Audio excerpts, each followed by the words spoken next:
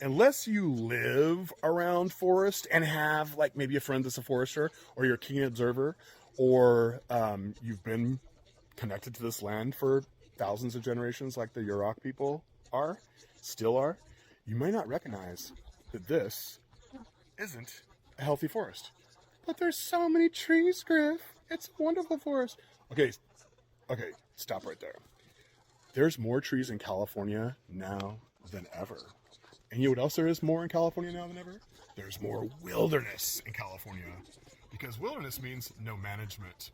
And that's not what happened here. The Native American people who still live here have had a relationship with these places and introduced fire and all kinds of other stuff that we can get into in future videos. Or you can go to yuroktribe.org and you can start learning, or you can go to Save California Salmon on Facebook or on YouTube, and you can learn that.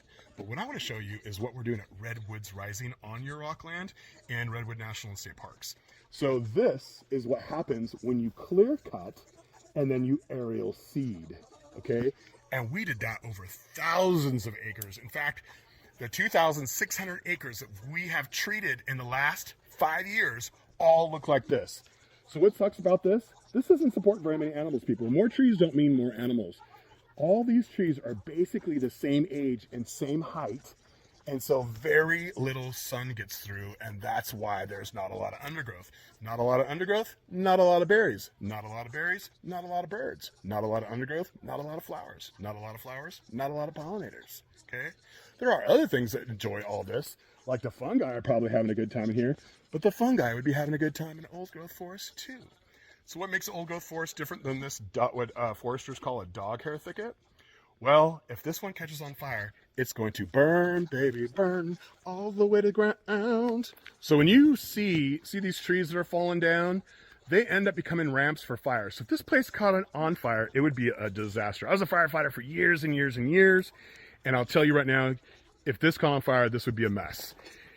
So when we do treatments here, we actually remove a lot of these trees.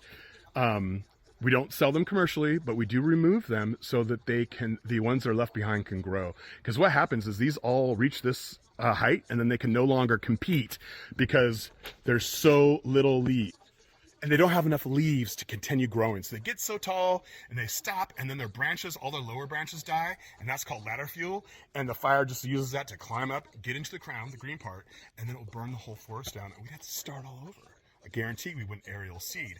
That happened before this place was a park.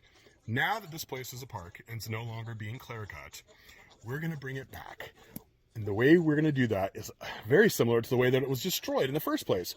We're going to use chainsaws and we're going to use heavy equipment because they built hundreds of miles of road through these areas. And one of the things that Redwoods Rising is doing is we're removing all those old roads, because those roads are the source of landslides that are burying up salmon and gravels in the creek. And y'all know what happened in California this year, right? The fisheries totally got closed. So you think about the fisheries are being closed, the forest is burning down. Someone's got to do something about it. We are Redwood Rising, redwoodsrising.org, and the solutionaries who started this are doing something. We'll come in here and we'll treat this area, and if you came back even just the next year, it might look like a bomb went off, but guess what? There'll be fish back in the stream. We know that because we've already seen it. Within 6 months, we had fish spawning in some of the creeks that were buried by a road, and we cleared them out, and fish came back the very next 6 months, and now there's babies in there. So we know this works. redwoodsrising.org, go check it out. We are going to make the world a better place. And we've had 5 years to do it. We got 2,600 acres treated. We got 22 miles of road removed, and we got several miles of streams daylighted, and we're just getting started. Follow us.